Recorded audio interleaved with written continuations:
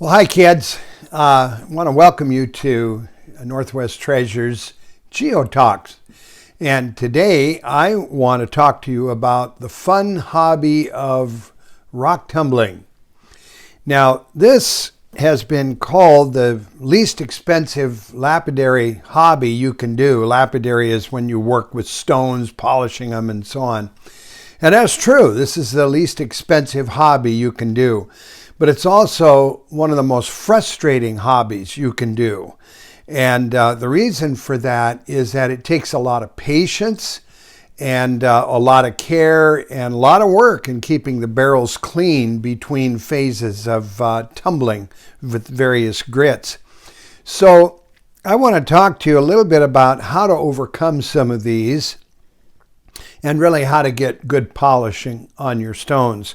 So let me begin with the kind of tumbler that you should look for. First of all, you want to find tumblers that have a good, strong motor to them. This is a good heavy-duty motor here. This brand is Covington Engineering. I like to use it because I do a lot of stones and it does hold up.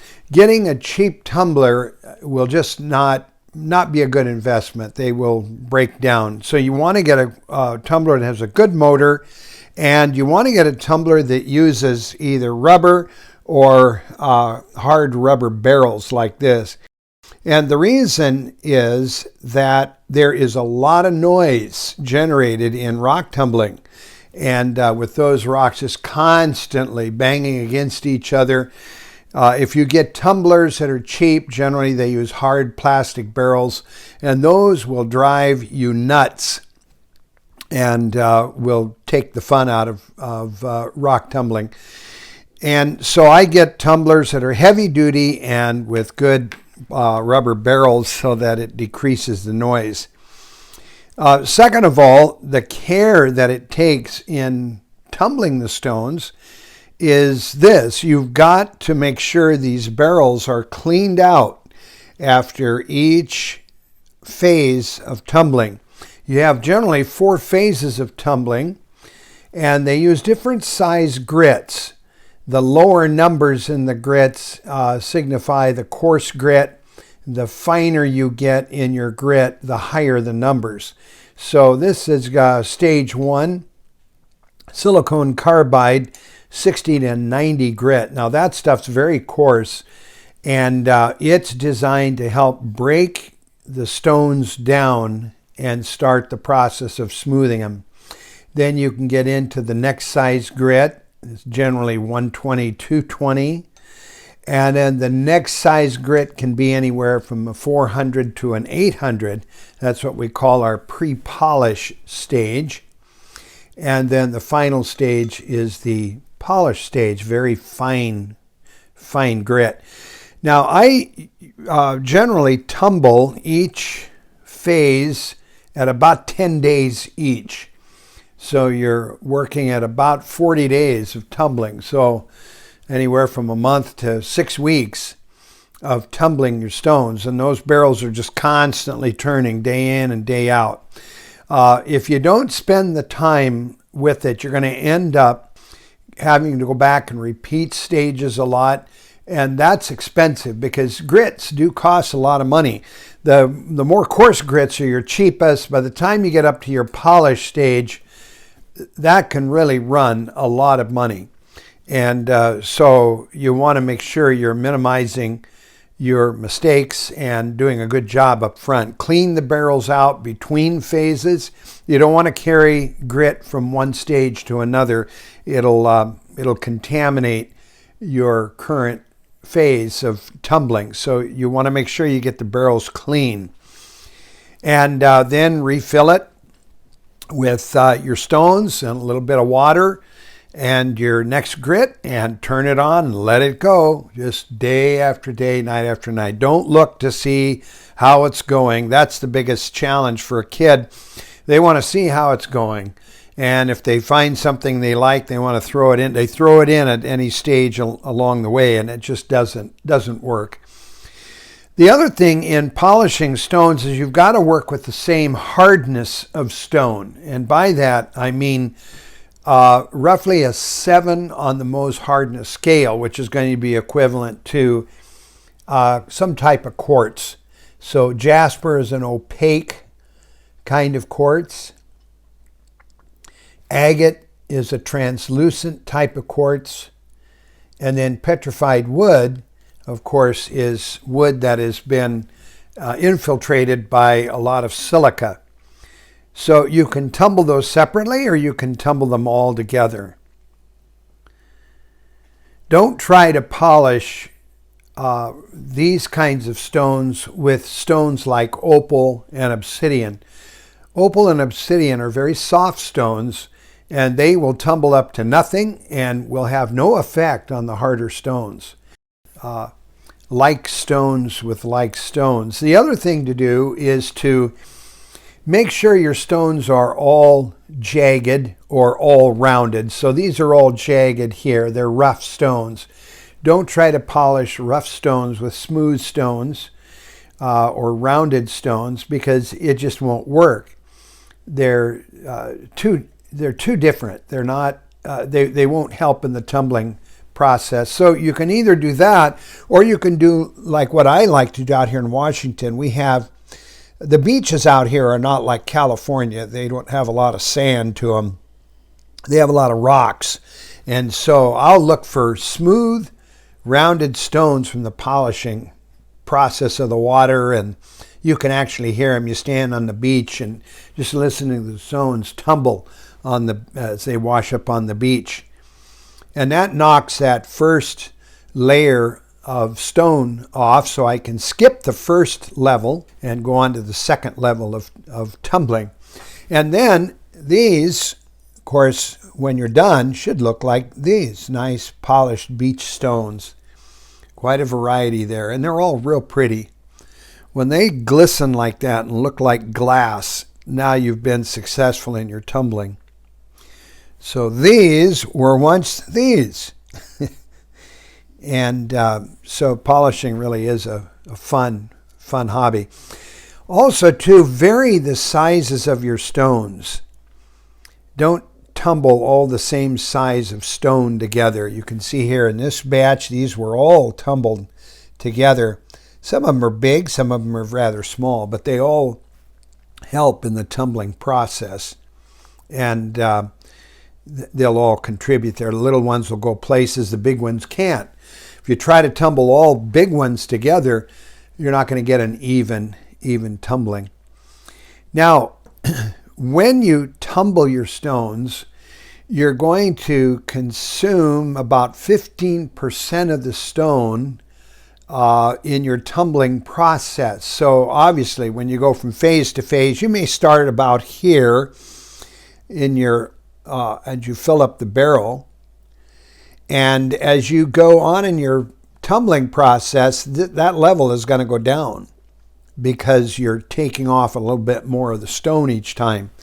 By the time you get to the polish stage, you're going to have a lot of room left in your barrel. What do? Well, we've got to do something to fill up the space. Otherwise, the stones can break and they can scratch and you can ruin your polish process. Let me give you an example. This piece of Mexican lace agate here is a real pretty piece, but if there was a lot of room in your tumbler, this might break in half. And it'll have a sharp edge on it, and it'll end up scratching the other stones, and you'll have to just repeat your tumbling process. So what do? I used to use these plastic pellets, tumbling medium, but the plastic pellets would often get stuck in these little crevices that sometimes come with the rock. So in here you can get a little plastic pellet stuck, and you can't get that out. That is embedded.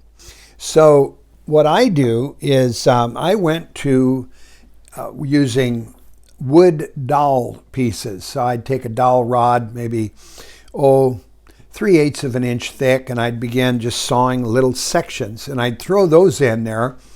They do two things. They'll help cushion the stones, and they'll carry the polish with the rest throughout your stones. So that will help. So you want to cushion those stones when you get to the polish stage. And now, when you finished up your tumbling and you look at your stones, and you'll notice that they're very, very smooth, like these down here. They're smooth, but the polish is just not impressive. You have that wow factor to them. So more polished time and more polish is not going to help you. You've got to go back and repeat a stage. And generally for stones like this then, I'll repeat them in the pre-polish stage. Go back and smooth them again, and then go on to the polish stage and see if I can overcome that. Some agates or other stones will polish up real fine. This is a Brazilian agate, and I wanted to tumble it because of the fortification pattern in it, but it just is not a very exciting stone. It's brown and doesn't have too much of a wow factor to it. It's polished all right, but it's just not very excited about it. I like stones that have a lot of color in them and patterns. So here are some various agates here. Here's some polished tumble polished wood. I like the Arizona wood. It's a kind of a brown to rust colored wood. It's got a lot of iron in it, and it's beautiful when it's tumbled properly. Then other petrified wood from Montana and Oregon. When those are polished correctly, boy, they have a lot of nice shine to them. Wood sometimes will vary in its silica content, and I'll get wood that'll actually not be totally silicified, and so it will not polish. It'll just smooth up real nicely, but it won't have a polish on it, and that's because it doesn't have enough silica in it. Wood is, of course, time does not help fill wood with silica. Time with the process, combined with the process of entropy, will wear things away. They'll cause things to rot, and that's what happens with time and wood. More time will not petrify wood. So you need a combination of the wood and something that carries the silica. And of course, volcanic ash would do that. And as it filled the floodwaters with silica from the ash of the erupting volcanoes, a lot of these trees that the flood uprooted would become permeated with that silica-rich solutions and waters and other minerals in it. And so you would get petrified wood like this over here. Petrified wood is one of the most abundant stones really in the world. It's all over the world. And the commonality of it is that the flood really is the only mechanism to explain so much petrified wood filled with silica. But when it is tumbled and polished, I mean, it is very, very pleasing. You can begin to see all the little intricacies of the wood, the grain, in some cases, the rings in the trees. So it's just very nice to work with. I also like the carnelian agate. This stuff here is from Oregon, and it's a kind of an orange, reddish orange agate. Some of the agates that I really like to work with here are these two. These are called prairie agates. Technically, they're not agates because they're not translucent. They're really more of a variety of jasper, but they're high in silica or quartz. Jasper is opaque quartz, you'll remember.